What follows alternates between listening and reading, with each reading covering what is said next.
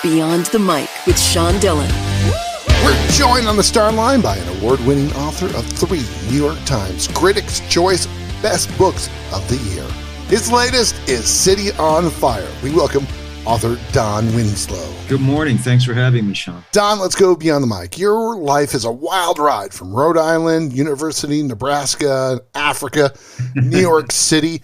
How did all these rich, scenic places help you hone your love of writing? Yeah, thank you. Look, I always wanted to be a writer since I was a kid, but nobody stamps your passport, right? You go to medical school, you're a doctor. Law school, you're a lawyer. There's no equivalent to that in writing. So I always had to make a living doing other things, but I wanted to try to make them interesting, as fun as I could. And so I went to New York to become a writer. I was a starving writer within days. Got a job managing movie theaters. That led me to a job, with a private detective agency. And I worked on the streets in New York for a couple of years, and that got tiresome and dangerous. I went and got a degree in African and military history. And that sent me to Kenya, where I was a photographic safari guide. So I was always trying to write, but trying to make a living and do it hopefully in ways that were interesting. Now, City on Fire is the beginning of a movie crime trilogy that will take readers on a ride from Providence with Danny Ryan, a longshoreman who's muscle for the Irish mob. How close is Danny's desire to start over fresh to your own desires now that you're retiring from writing?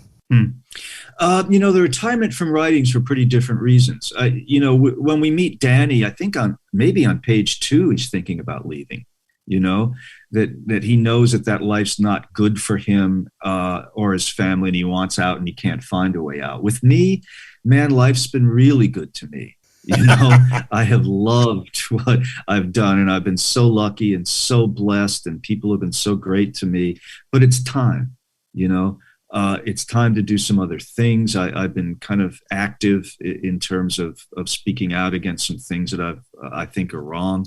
And I want more time and energy to do that. And also, I want to pay back a little bit. I want to spend more time with aspiring writers and students and that kind of thing. And maybe, to the extent that I can help them. As a storyteller, what do you think is the most important thing for young writers to remember? Right. And I know how glib that sounds, Sean. I know that's just maybe too easy an answer.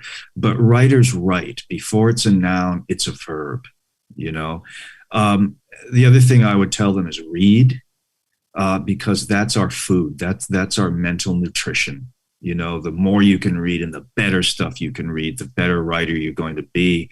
And the third thing, if I can go on a bit, that I tell them is don't give up. Never give up. I was a, quote, overnight success, close quote, at 55, and I had already written 12 books, maybe more, before I kind of had a hit.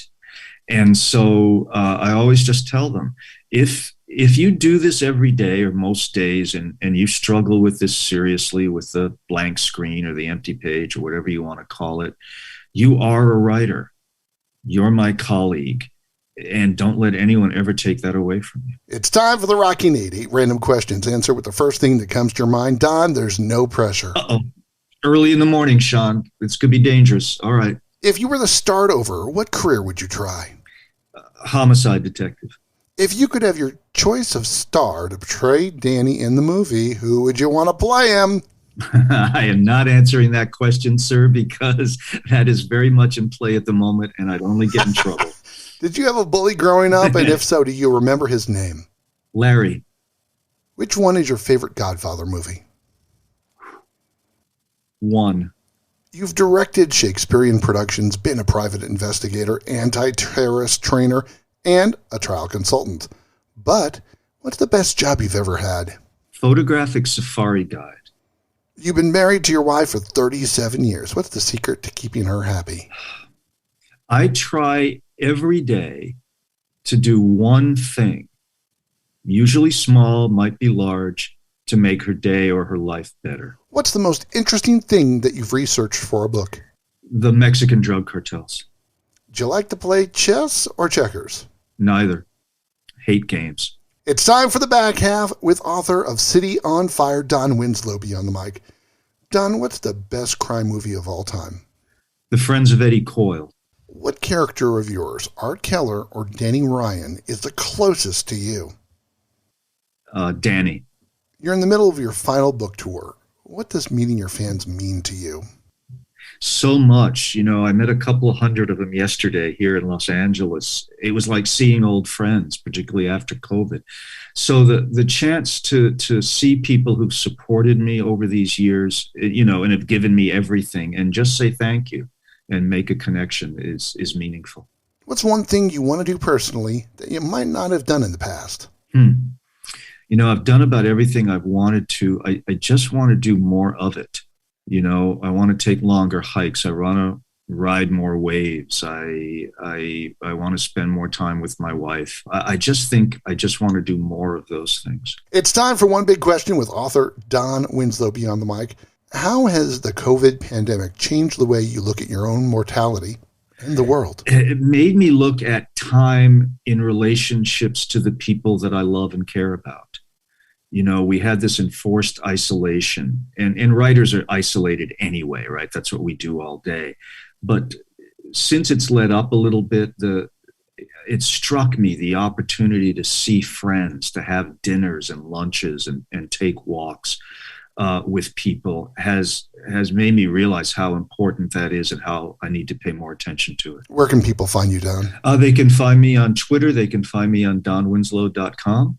And I'll be in 22 cities in 21 days, I think. And so they can find me about anywhere, Sean.